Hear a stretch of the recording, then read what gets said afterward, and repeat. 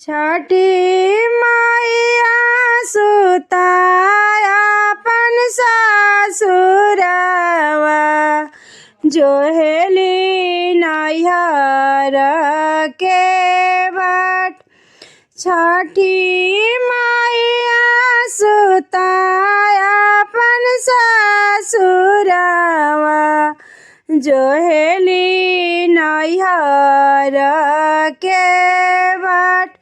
नाही आइला भैया सूरज भैया लेके डोलिया कर। नाही आइला भैया आदित भैया लेके डोलिया कर। लेके डोलिया कर। सास ननद मेहना मरली कैसन तोर नैहर के चल। सास ननद ताना कसले कैसन तोर नैहर के चल। मोरा पिछुअरवा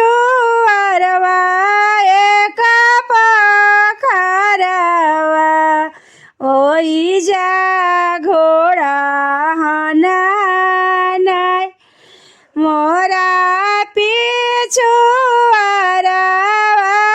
पखरवा ओइजा घोड़ा हनाय।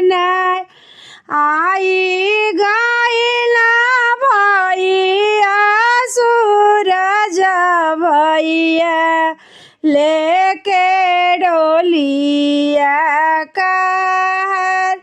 दुआरे खड़ा भइला आदित भैया लेके डोलिया कर। लेके डोलिया कर।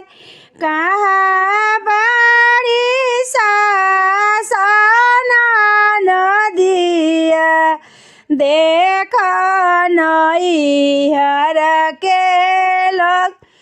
कहाँ बाड़ी सास नदिया देख आइले भैया हमार। पहिना ना छठिया बहिनी पियरिया कैला ना सोर हो सिंगार।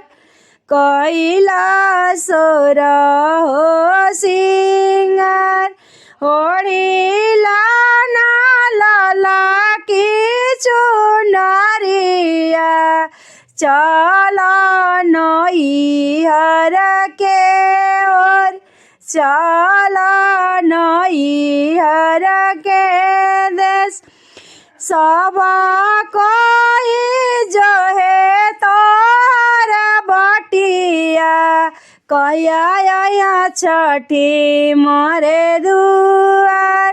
सेवा का जो है ले तोर बटिया कहिया छठी माई हमार।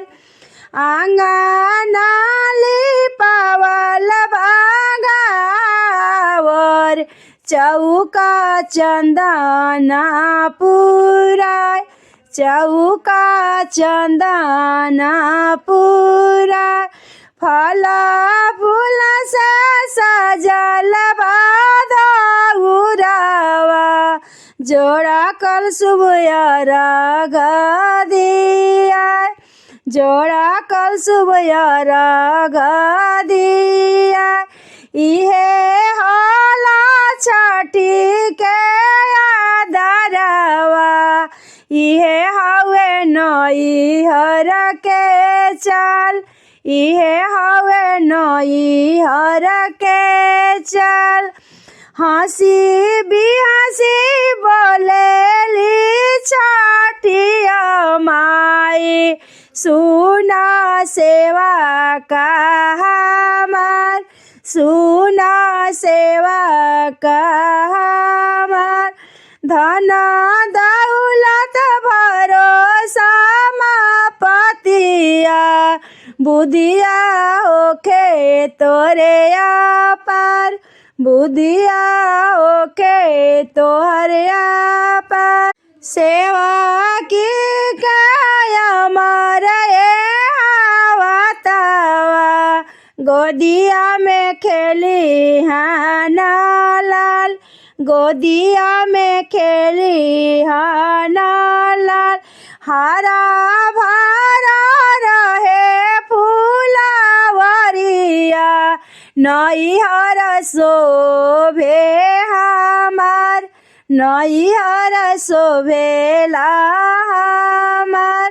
छठी मैया बड़ी अपन ससुरवा, जो नैहर